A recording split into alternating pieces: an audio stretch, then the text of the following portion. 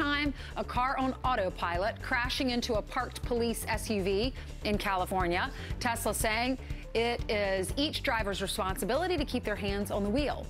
There have been 2 other Tesla autopilot crashes this year, including one in California that killed a driver. I will never be ready for a driverless car. Mark this day, ever. I agree. If no one's driving, I'm not getting in. How can you trust it? Yeah, absolutely not. When I knew I had to say that story, I knew you were going to weigh in on this because Really? he can't stand the self-driving cars. Right. It puts drivers out of business. For more on this, let's go to driving expert Newt Gingrich, Fox News contributor, former Speaker of the House, and author of a brand new book. It's coming out soon, June 5th, actually. It calls Trump's America. Newt, would you ever get in a driverless car? Oh, sure. In fact, I went out 2 years ago with my team, and we rode around in Google's driverless car, and it was fascinating. Did you survive? You know, the statistics. Well, look, statistically, they're safer than drivers. I mean, if you're out late at night and your choice coming out of the bar is your cousin who's had 5 drinks too many, Good point. or a driverless car, take the driverless car. Good point. It's safer. What about a skateboard? You know, I mean, you don't necessarily. Those are the only 2 choices. All right, Mr. Speaker, let's talk about last night at the rally in Nashville. The president was saying that our country is now respected again because of the high-stakes negotiations with North Korea. How do you feel? Well, I think, first of all, we are really gaining momentum, and the report by the Atlanta Fed Reserve that we might be at 4.1% economic growth this quarter. That kind, when you look at the problems in Europe and in Japan and elsewhere, having America back with job creation, having us back with exploration in space, having us rebuilding our military, all those things give us muscle in the international arena. And I think the firm toughness, actually, I thought Secretary of State Pompeo's speech about Iran was equally aimed at North Korea. It's a very tough speech, and says to the Iranians, here are the bad things that can happen to you if you don't fall in line. Well, in a sense, if you're Kim Jong-un and you're looking at that speech, you're thinking, oh, yeah, and that could apply to me, too. So I think the president so far has basically done a pretty good job. Look, it's a zigzag. The North Koreans, for years, lied to everybody, got a deal, took the money, and then broke their word. Now they're up against the president who's saying, look, we're going to keep all the sanctions on until we can verify that you're doing the things that need to be done. And they've been so tough, frankly, the South Koreans are begging the North Koreans to cut a deal because the South Koreans are very worried about the danger of a real war, which would be terrible for South Korea. And so they're actually, I think, drawing Kim Jong-un. You'll notice he went for a surprise summit meeting over the weekend with the president of South Korea, sent back the word, oh, yeah, I really do want to meet. Sorry you felt bad about it. And they have teams now working in Singapore. They apparently have a team meeting in New York.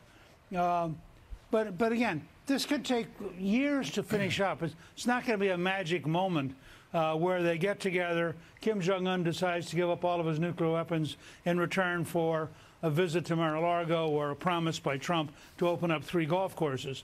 I mean, these guys are tough.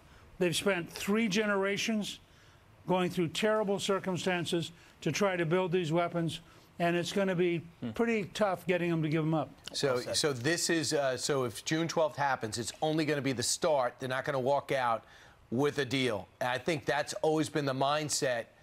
Should be the mindset going in, correct? That's right. The mindset ought to be we keep every sanction on, and we might even start toughening them unless they're being reasonable. And we measure reasonable. Reagan used to say, an old Russian proverb, trust but verify. These guys have such a terrible record. I think the phrase is mistrust and verify, verify, verify, because you just have to assume that their track record is such they're going to try to get out of doing anything real. No, you're right. Well, the president pursuing that overseas, but he's been under siege here at home, as you know. And as you often do, you've dissected what he's facing in the Mueller probe. You say it's not one scandal, it's actually 5 scandals. Dissect that for us, will you? Yeah, I actually wrote a piece, a newsletter both for Gingrich Productions, and we posted it at foxnews.com, saying that the challenge you've got is you originally have the Clinton scandals going all the way back to cattle futures in 1978 when she made $98,000 on a $1,000 investment, which was clearly just called fraud. But the Clintons have had scandals their whole career. Then you have the scandal of the establishment, the deep state, covering up for the Clintons, offering immunity to, imagine, this guy bleach bits the computer so they give him immunity. They don't charge either of her top staff people. I mean, look at how they treat the Trump people. Look at how they treated the Hillary Clinton people. Then third, you have the scandal of a totally false, and we're now learning, very long Obama administration effort to destroy Trump through a variety of investigations. And I'm convinced it goes up to Valerie Jarrett and to President Obama. You couldn't have had this scale of activity on that front. Then fourth, you have the scandal of the FBI itself breaking down. We now have had the top guy resign. We've had the number 2 guy resign. Both of them may well face criminal charges. You've had several other top people had to resign or retire. All of that ties back into the Justice Department and the Obama White House. And then finally, you're beginning to see some people like General Clapper kind of melt down, because I think there were a number of folks who thought they could go ahead and do whatever they wanted to because Hillary would cover it up. And it's gradually sinking in that, in fact, they might be vulnerable.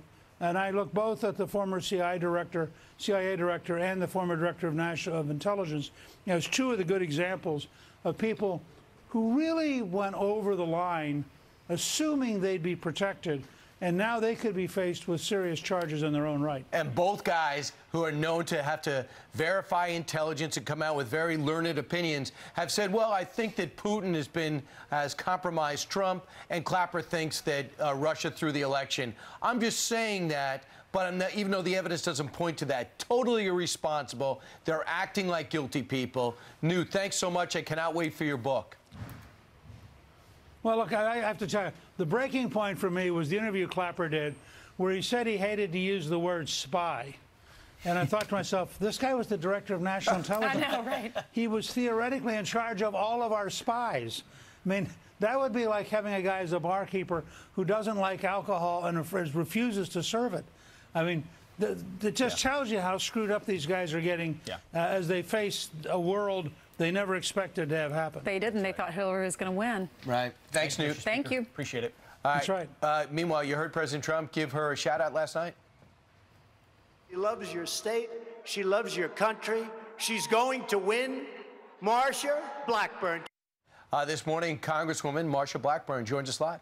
Plus, one university making a pledge to the children of our fallen heroes. Free tuition. The university's president, a veteran, will explain next.